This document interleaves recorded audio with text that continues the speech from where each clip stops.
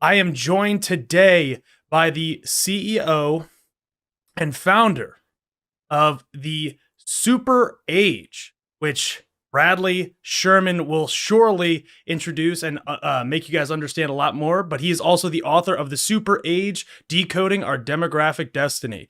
Bradley, thank you for joining, and I appreciate the decor in the back with Honus Wagner. We were discussing before. Thank you for coming on the show. Thanks for having me, Connor. So, the first thing I always ask people is to introduce themselves, go a little bit deeper into the background of your work, and then also kind of what got you involved with political action and engaging in this realm. So, floor is yours. Yeah, sure thing, man. I'm a native son of Pittsburgh, so I grew up there from 1977 until 1996 when I left for college in DC. And it was during my college years that I really became interested in demographic change, primarily the aging of our population, because my grandparents were in long-term care in Western Pennsylvania, and I thought that the system sucked and it wasn't fair. And these were people who grew up not having much. My grandfather was born into the coal fields of Western Pennsylvania. He served his country during the Second World War. He worked for Westinghouse for all of his life. My grandmother was an elementary school teacher. They scrimped and saved. They ended up pretty good. And there were still massive holes in the system. And I thought there was something wrong with that. So I went into advocacy around making sure that older adults were more secure in their retirement years, working first for a trade association that represented long-term care, and then for the American Association of Retired Persons, better known as AARP, the 800-pound gorilla in Washington, D.C. Um, my focus really has been on demographic change and what that means for the greater society, the body politic, and the economy. And I've spent my time post ARP writing this book, The Super Age Decoding Our Demographic Destiny, and building out a consultancy that focuses on strategic foresight, which is to some degree future telling, as well as inclusive design. And within strategic foresight, just to give a top line readout on that, I take large amounts of data, birth rates, death rates, and everything else in between. I overlay emerging taste trends and technologies. And then I put a lens on history onto my analysis because the past can sometimes be prologue. And as Mark Twain often said, history doesn't repeat itself, but it often rhymes. I think that's a great way of looking at it. And I don't know if you meant to say it's for the greater society, but fits pretty well with the show you're on. I didn't get paid for that. I didn't get paid for that. I have to use that as a advertisement there. But that is largely a piece of like what we talk about on the show is connecting to history, to politics, to current events, to all these different things. So I'm gonna ask. I have two different questions diverging from what you just said there, but let's talk about first like what the system looks like right now and kind of why you feel like it's broken. Hmm. The system more broadly in the United States is under a lot of structural forces right now that are really out of our control. Our system was set up with a number of checks and balances. Those are a bit out of whack. Our elected officials are far older than the average age of the population, which also feels a bit out of whack. And representative democracies, as you know, tend to give greater power to smaller population states. And because of our polarization in our politics right now, that's caused some representatives and members of the Senate to have very small populations that they represent, so an outsized voice against larger states like Pennsylvania, California, New York. And it's not limited to the United States. This is happening in other representative democracies around the world too. Places like Australia, Argentina, Japan are also suffering from this challenge of a disconnect between the rural landscape and the urban one, even the United Kingdom. Essentially, what's happened in rural counties is that a population has been left behind, a population that no longer really fits into the fabric of America or the fabric of society like it once did. These places tend to be far older than the average population. They tend to be poorer. They tend to be relatively monocultural. They tend to have lost kind of their reason for being. And because of that, there's quite a bit of anger that exists there. And when that anger bubbles up and manifests in an outsized voice, it can cause the system to be somewhat out of whack. So when it comes to the demographic destiny, as you allude to in your title, what does that mean with regards to our democracy and just more broadly, I guess? Well, our democracy is really resilient. A lot of people think about federalism, being the three branches of government. That's how people tend to think of our federal government. Well, that's the three branches. But they often forget that our federalism goes horizontal as well as vertical. So there's three branches at the top, three branches in the middle, and three branches at the bottom. So there are lots of checks and balances that come into play. I actually have a lot of faith in our representative democracy withstanding this period of disruptive change. The question is, will our populations? Because there are a lot of decisions that are being put on hold right now that really need to be taken into account today, especially for vulnerable populations. You think about older people in this country. In 10 years, both the Social Security Trust Fund and Medicare start running out of money. Now, no one's going to stop receiving money from these programs in 10 years out. That's not the way this works. But their benefits are going to start paying out less and less over time. What this offers an opportunity for us to do, if we had a really robust and functioning republic right now, is that all social partners would come to the table and would say, let's negotiate. Let's take a look at the same period, like the New Deal era under Roosevelt, or the Great Society era under Johnson, and let's think about how we can make society better. Well, when it comes to our economy, what this means of having too many older people in retirement is it starts putting a drag on society at large, because Generation Z, Generation Alpha are smaller than the boomers, are smaller than the millennials. So we have fewer people that are coming into the workforce over time. One of the ways that we can solve this, and one of the ways that we can make things like Social Security and Medicare more robust, is to increase the age in which people take up these programs. Now, before your progressive hat gets too wound up about this, I'm not one who believes you should take a sledgehammer to open a walnut. I'm not one that believes that a blanket raising of the retirement age makes sense either. But I do think it's incredibly disingenuous that our politicians on both sides of the aisle now are saying keep Social Security strong, yet no one's offered a really serious policy proposal to do anything about it yet. I think that's really disingenuous. On the other hand, I do think that there are some things that we can do. I think that there are professions in particular, and certainly an income class of people that can't afford to work longer and do work longer already. There are highest income earners. And if they are working longer, should they really take up Social Security as a benefit later in life? Probably not. But if you're a bricklayer, a factory worker, and you've done this repetitive work for most of your career, and your body is starting to give out, and you can't work any longer, well, you should be able to take up the benefits at the traditional retirement age. We have to look at public policy less as a one size fits all and a one size fits me, or a one size fits you, because that's the way we get to be, I think, in many ways, more equitable for the future. Yeah, and just to put on my progressive hat and my CPA hat, and this is not to argue, it is to point out, like, look, I advocate for the expansion of Medicare, the expansion of Social Security, the expansion of Medicaid. But at the same time, you can't then just say, well, we're not going to touch the tax code. We're not going to do any of these other pieces over here. And that's kind of what I think you're alluding to. It's saying, like, if you want to expand Social Security, you have to increase unless you believe in modern monetary theory, but that's a whole nother can of worms. But you have to expand your tax base in some capacity. And if you're unwilling to come to the table and negotiate what those things are, then you're not going to be able to actually promote the solution. Well, and here's the choice. The choice is actually very simple. Like, are we comfortable walking outside of our homes and seeing a woman in her 80s on the street in poverty? I, for one, am not. I'm not up for that. Yep. I don't like seeing it. And I occasionally see that on the streets here of Washington, D.C. I don't want that to be our future. Women are at highest risk of falling into poverty in later life.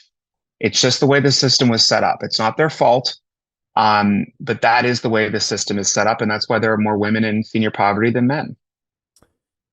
With regards to younger population, how does this aging really kind of impact? I'm 27, so how does Hmm. this impact people that are maybe I'm the last piece of the I was going to say millennials. you're the last millennial, aren't you? That's actually the name of my movie that's coming out in no. uh, that's I joke about that because I was born in '96, right? So yes, I am the last Yeah. millennial, and my brothers are Gen Z. We're inheriting basically this economy that is quite different than our parents. My parents are old Gen X, so Hmm. like almost baby boomers. So Yeah. how does this shifting dynamic affect us more in the economic sense, and then we could go to a political sense as well, because I definitely have opinions more on the political side than on the economic side. But Okay. On the economic side, it's very simple. If there are too many people out of work and not enough people working, it causes what's known as an imbalance in the dependency ratio. And that's a technical term, but it basically means too many people are taking and too few people are giving. That's boiled down into the simplest of terms. When that happens, the economy starts to drag. There aren't enough people paying taxes. There aren't enough people consuming goods and services. There aren't enough people purchasing houses. Everything kind of grinds to a halt. And when that happens, it gets really ugly really quick. What I am excited about is that late millennials and certainly Gen Z believe in institutions. They believe in government. They believe in the future. Their optimism is almost unbridled, and their ability to act together as a unit um, is shocking. Um, in many ways, this generation looks surprisingly like my grandparents' generation, and my grandparents were members of the greatest generation, born into poverty, suffering through not only the years of the First World War, but the Great Depression, the Spanish flu, the Second World War, and then building these institutions in an era of prosperity that really we've coasted on, and the boomers coasted on for their entire lives. Gen X didn't coast as much on that. We still are dealing with some challenges in being the middle child between boomers and millennials. But millennials have been really handed a bag of goods, and Gen Z even more so. So I think that Gen Z's collective action is one that gives me hope. Another thing that actually gives me hope, Connor, is demographic change. So I guarantee you everyone's heard the term quiet quitting and the great resignation. That is a byproduct of demographic change. And you're going to say, wait. How does that happen? Well, there were a total of 76 million baby boomers walking this planet at one point. Today, there's 69 million. So 7 million of them have passed on. There are only 69 million Gen Zs. During COVID, we lost 3 million extra people to retirement, older people to retirement, than we would have in a normal year. We didn't have enough Gen Zs to fill those roles. So guess what happens? Salaries go up, wages increase, benefits improve, schedules change, flexibility becomes something that's a negotiating tactic within the office place. These are good things, and these can actually contribute to narrowing the wage gap when government does not choose to intervene. I kind of love talking about that dynamic shift and the empowering of the average worker specifically. I think in understanding our collective. I mean, I don't know if you can see this, Bradley. Behind me, it says "Support your local union" behind me Mm. on my wall here. Like these dynamic shifts are definitely ideological with the age dynamic. Have you Mhm. seen a shift in um or what might feel like a political realignment kind of happening with this shift in demographic? Now, I don't know. That might be something that I'm kind of feeling out, but have I think you? you might feel. I think you might feel it in Pennsylvania. I don't think you'd feel it in Montana. I think you might feel it in New York. You wouldn't feel it in South Carolina. I think it really depends on where you sit in the country. Also, the number of rural counties that you have, because rural counties are very conservative Mhm. on the whole, and they stay relatively old. unless you have, in a state like Pennsylvania, the two big cities of Pittsburgh and Pennsylvania on either side that have a pretty large voice in the state's electorate for statewide office and national office, you're not going to necessarily see that in other states. But truth be told, if Gen Z didn't show up to vote in that last election, that would have been Trump's election. Mm-hmm. There's no question about that. So the national politic, yeah, I think to some degree you're absolutely right. There is a realignment happening here, but it was bound to happen. Realignments happen from time to time. What's really exciting, though, Connor, is that this group, I alluded to the fact that they're starting to behave a lot like the greatest generation. Their economic conditions are also like the greatest generation too. For the greatest generation from 1914 to 1945, they lived in pretty terrible economic conditions. They came out into a world in which the economy was humming along. There were fewer of them around. And during that period, we saw greater workforce participation on the whole. Unions were the strongest they had ever been. In fact, older worker participation, at least in the recorded time, was as high as it's ever been. In fact, 1 out of 2 men over the age of 65 was working back then. And they were working because it was a good deal for them. Mm-hmm. It was a good deal to stay employed, not because they wanted to or they absolutely needed to. It was a good deal. So now it's becoming a good deal to stay in work for longer periods of time. So we're seeing two things happen here. We're seeing an increase in labor force participation rates of the younger people that had really fallen out of the workforce, those 16 to 24s. And we're starting to see a real increase in the people who are over 65 in the workforce again. That's a sign of a really strong economy. And that's actually going to push us closer and closer towards closing some of those gaps on income. I hope so. As wealth inequality is one of my biggest ones, and I have some concerns about older people working, in personal opinions, but that's besides the point for our discussion today. I have a question in chat from a viewer that says, "Is it?" And you might not have this off the top of your head, so if you don't know, it's okay. It's kind of a random question, but this is on kind of the demographic shift, but also in comparison between not boomers or even older than boomers with millennials, but millennials and Gen Z. The question says, is it true that Gen Z's home ownership is actually better than millennials? And I don't know. I haven't seen anything in comparison of that. But do you know anything about that? I would have to dig into the data to give you a solid answer one way or the other. But I can tell you this: on the whole, average age of home ownership has been going up. Mm-hmm. So the likelihood of that seems pretty hard to believe. In fact, last year alone, the average age of a first-time home buyer jumped from 33 to 36. The average age of a second-time home buyer was 59. Jeez. So the chances of, Gen Z doing better than millennials, I'm not saying it's wrong. I'm saying it's harder for me to believe without looking at the data. But as boomers pass on, as boomers start passing wealth, and as boomers start selling off their homes, there are likely going to be more homes available and more home affordability in the future too. It's just a waiting game. And I know that's not a great answer for people who are struggling to get by right now, who are struggling to buy their first house, build a family, but these things do change. It just takes time for them to change. And even if we wanted to build, thousands of units tomorrow, and we could, it wouldn't necessarily solve all the problems. Yeah, I just bought my first house this past summer, and it was like the luck of, I'm Irish, so the luck of the Irish, right? And it was just like, I really got lucky and stepped in shit, really, and just ran with it. My mom is a realtor, so I just know, like, it being a big difference between the millennials and boomers, that's an interesting question to look at there as we move forward. With regards to, we'll jump to President Biden.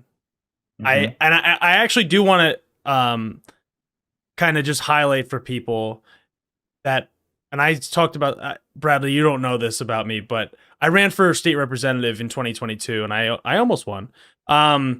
And in one of my speeches, I highlighted that President Biden was elected to the United States Senate when he was so young that he wasn't able to take the office yet. He was 29 years old. He had to wait until he turned 30 to take the office.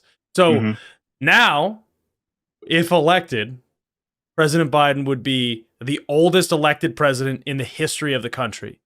So Correct. tell me a little bit about that shift in why is it that we're so open into an older president? What does he represent in that kind of dynamic shift? And, you know, frankly, do you think he can get that job done as an older dude? Oh, yeah. I mean, I think that well, I know the reality is that age-based measures are kind of silly. Mm-hmm. They do nothing to suggest the cognitive competence of a person, their mental health or physical health, their ability to just get the job done. That is in large part judged by years of experience, which he certainly has. Mm-hmm. And we can certainly judge him on his years of experience, and make an assessment from there. But so what? He's 80. Benjamin Franklin was playing an active role in American politics until he died at the age of 84. So this is not something that's necessarily new. What's new for Americans is that there are so many older people around and so many older people that are sitting in these governance roles. In fact, the fastest growing demographic in this country today are people over the age of 85. So get used to it. There's going to be a lot more older people around, and they're going to occupy these roles for longer periods of time.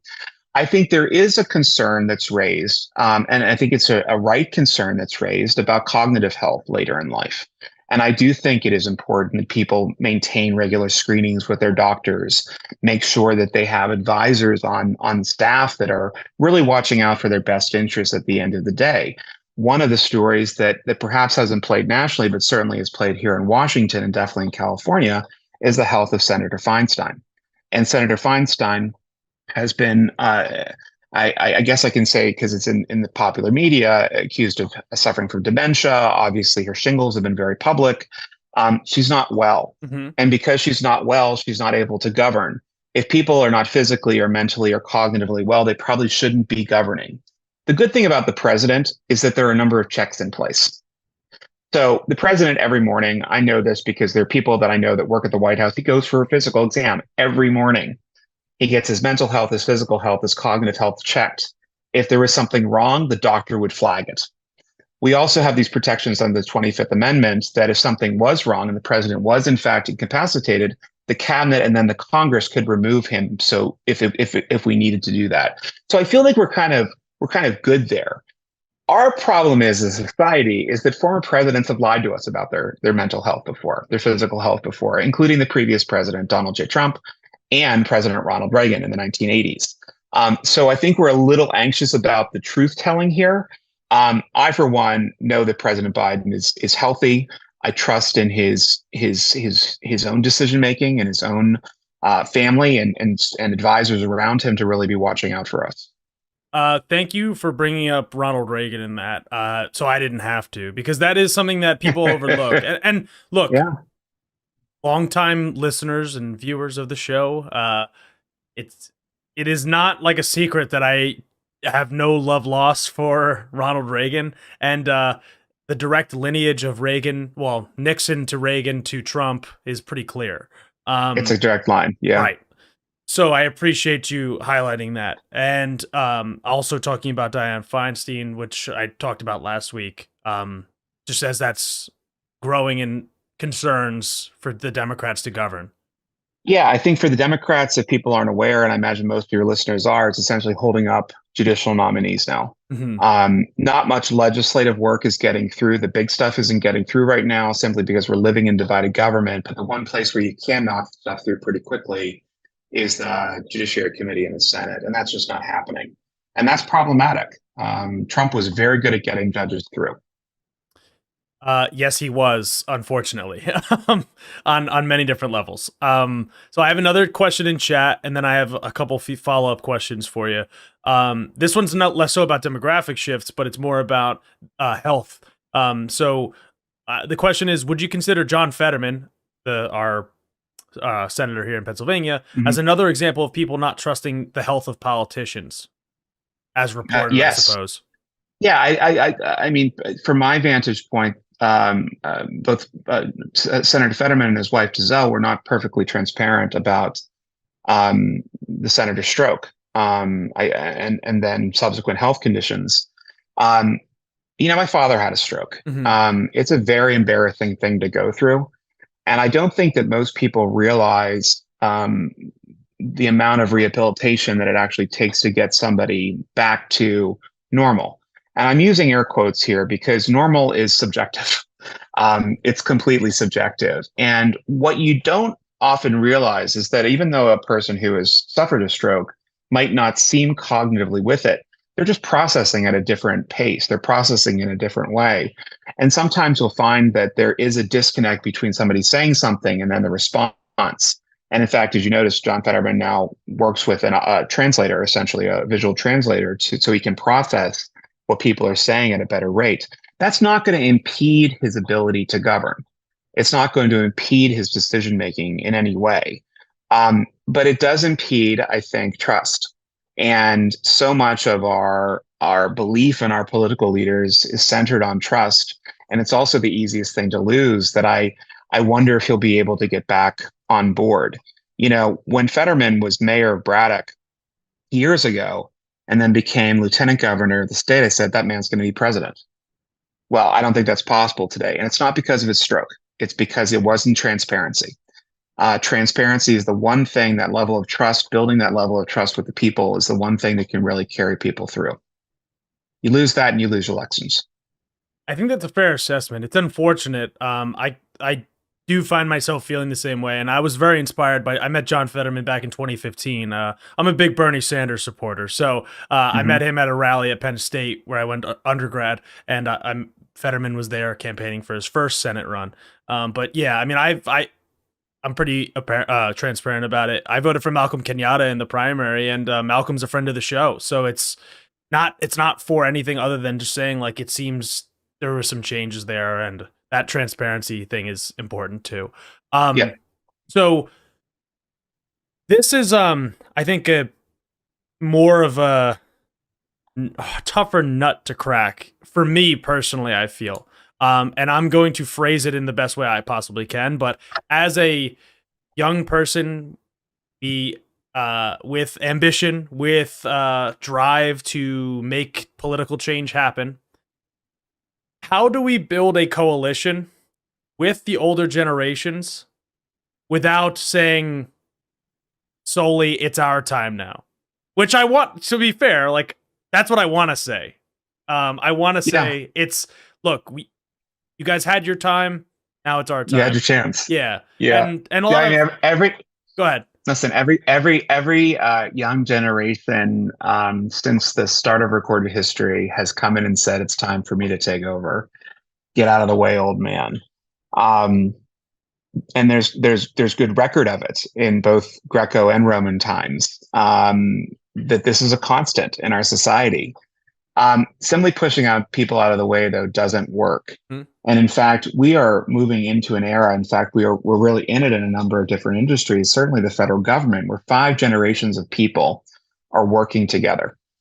And if we don't figure out a way to bridge these divides well and quickly, we're going to start seeing more stuff sputter out. So how to do it? Well, there are some key issues in which the generations seem to have commonality. In fact, in my book, The Super Age, I talk about the BLM protests. And you'll find that there was great polarity in the types of people that were showing up at those protests. And the reason we know this is because, obviously, the cell phone companies collect data on where we are based on geolocation. And what they found was it was older adults, people over the age of 55, 65, that were at these rallies, and people under the age of 35. It was the 35 to 50-year-olds that were sitting out. Now, why were they sitting out? Well, likely because they were working at that time, or they were involved in some type of family caregiving or something along those lines. But what's interesting is something that is so focused on social justice, like George Floyd, really pulled the generations together. I think you're starting to see more of the generations linking together around environmental action as well. And I think there's something to get excited about there, because I think boomers are pretty aware that they're not leaving the planet in the best shape possible. And, you know, there is a cohort within this generation, a fairly significant one, that does believe that the environment is something that we should fix, or at least attempt to fix quickly. You know, my own parents, my mother has become an avid composter. Everything goes in the right place, almost to the extreme. But because of that, there are these threads that you can start stitching together to start weaving together, I think, a cohesive coalition. Now, there's also the issue of abortion. I mean, have we ever seen people unite around an issue so quickly as abortion? I predict quite a lot for my job. That's what strategic foresight is. I would have never been able to predict. I'll probably lose some clients over this. I would have never been able to predict the sheer amount of reaction against the Roe v. Wade decision. Never would have been able to predict it. And, this might be the unseating of a number of different Republicans because of that. It doesn't play well. It doesn't play well. On the environmental issue, on the economic issue, I think we're a little bit far apart on that still. And this is the area that I think requires the most effort, the most deliberate work, because we are going to have to, like I said at the onset of the show, we are going to have to renegotiate that social contract. And it's going to be up to all generations to come to the table and say, this is equitable, this is fair. Because as a progressive, that ensuring some type of healthcare, ensuring some type of retirement security, especially when we become disabled, is a pillar of our society. To see that go away would be a crime. So how do we get to a point where we can agree, even if we agree to disagree, that there are changes that need to be made and make them incrementally? Because it's simply not fair that we have about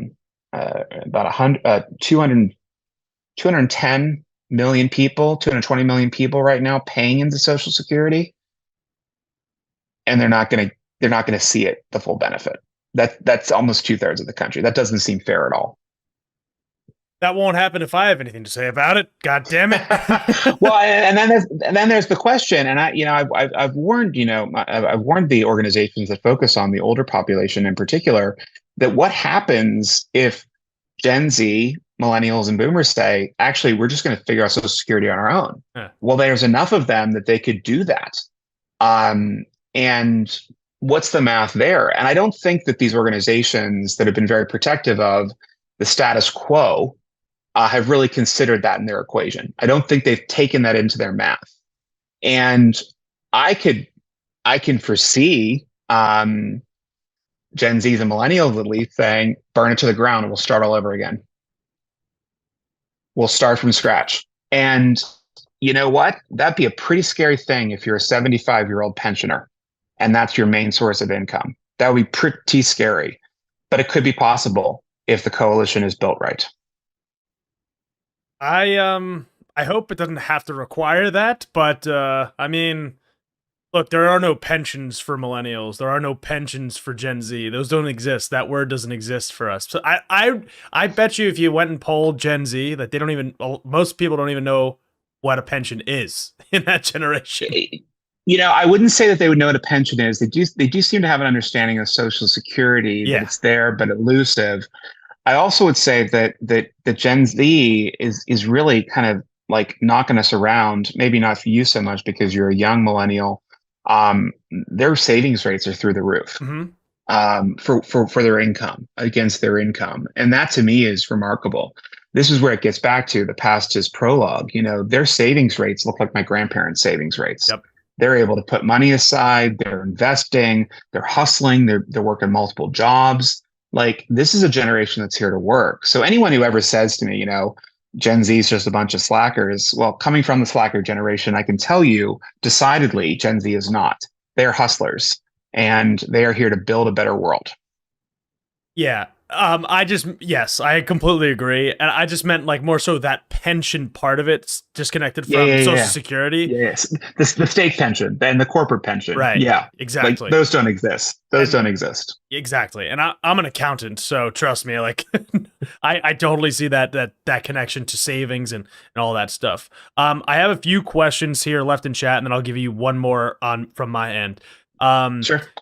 We have a question that says, what type of strategies do you use or do you think we can use to target Gen Z and that 85 plus cohort at the same time? I think that's a tough question, but are there strategies? Are we talking broadly about politics?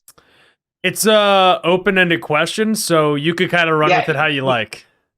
And this is where my capitalist hat comes on, because I actually think the best place that we can engage all the generations is actually in the workforce, because that's where we made some big mistakes of essentially putting older people out to pasture at 65. All this was done with good intent. FDR and the New Deal were all really well thought out, but they didn't take into account longevity gains.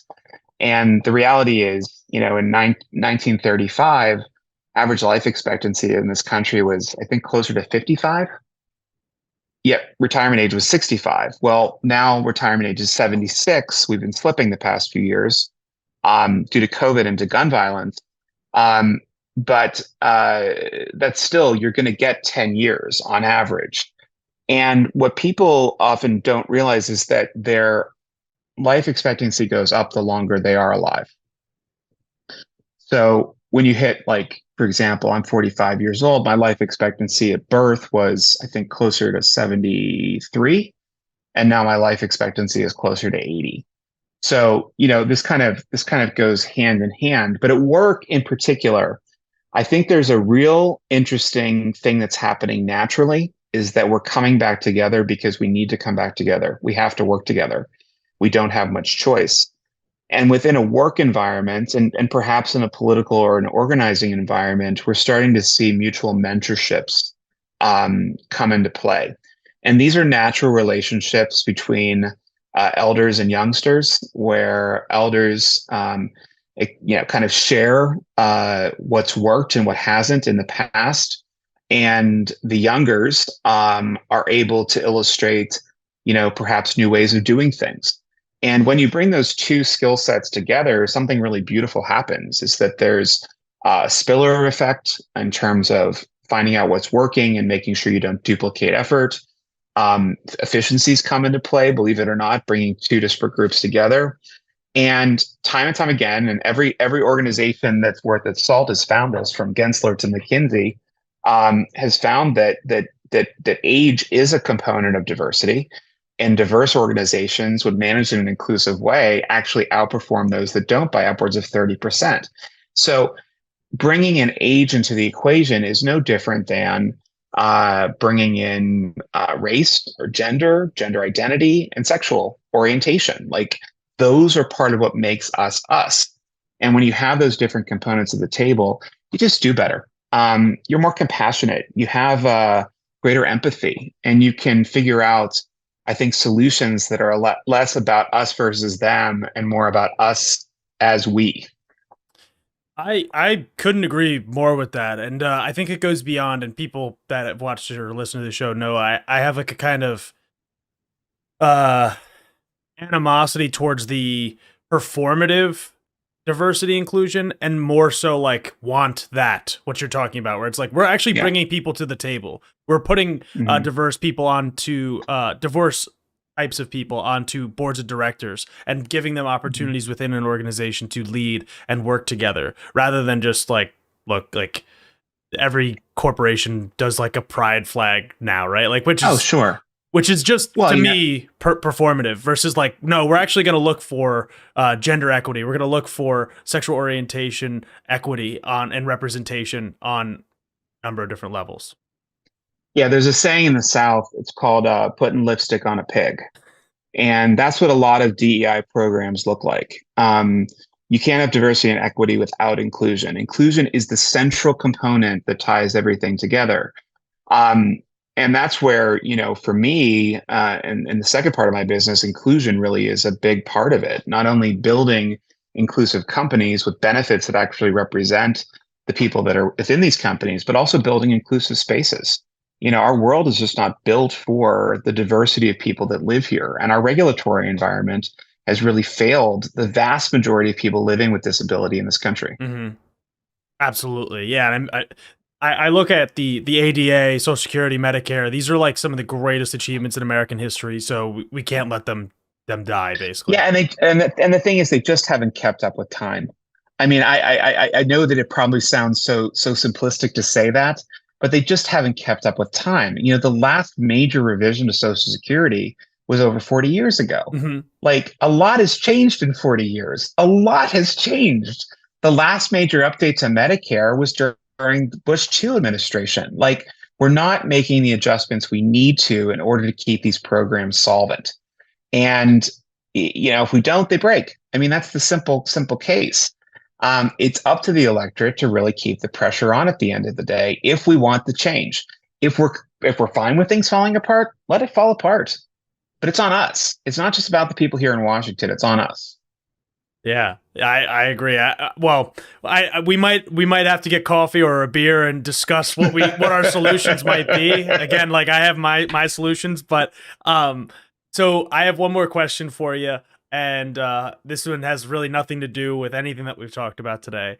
It is something that I like to ask any guest that comes on, and I have the time to ask, and it is what is one book that you've read in your life that other than your own book, because you wrote that, a book that you read in your life that has changed your perspective or has really impacted your work, your life? I mean, it could just be something as stupid. I mean, I give examples of like everything from the assassination of Fred Hampton to I read Thor comic books every week, right? So there's everything in between. Yeah, I mean, I the one book that just jumps in my mind, there's two actually, and they're both children's books, but the one that really sticks in my head is The Little Engine That Could. And I know that sounds so reductive, but it is a book that teaches about perseverance and overcoming adversity, and it's so important that we instill those values in children today, in particular, because it sometimes doesn't feel like they're getting them. The same way maybe we did when we were younger. We have to move away from, this will probably sound really, really conservative of me to say, but we have to move away from, the universal trophy giving society to one that rewards people who are actually putting in effort, that are really putting in the time and really putting in the pain and the energy to get things done, and yeah, that's the one of all books. I wasn't expecting that, but there you go. That's what jumped into my head. And hey, we can blame the boomers for the trophies. For everyone. Look, hey man, I know they're the ones that did it, not us. We didn't ask for that. They gave them to us. All right, that's what I had for you today. So Bradley Schurman. You guys can get the book. It's called The Super Age, Decoding Our Demographic Destiny. And Bradley, where can everyone else find you, whether that be social media or whatever? Yeah, I mean, of course, you can find the book on Amazon and Barnes and Noble, and sometimes in your local bookstore. You can find me at thesuperage.com. Most of the content that I produce is available on LinkedIn at Bradley Schurman. That's spelled Schurman. But yeah, reach out with your questions. I'd love to answer them. I'd love to engage you more. Thank you so much for coming on the show. I really appreciate it. Great. Thanks, Connor. Have a good one. Yeah, you too. And when you come to Bucks County, let me know, and we can have those political debates about what we want to do about Social Security. Yeah, and let me know when you make it down to DC for the next protest. All right, I will do. All right. Thank you so much. Thank you.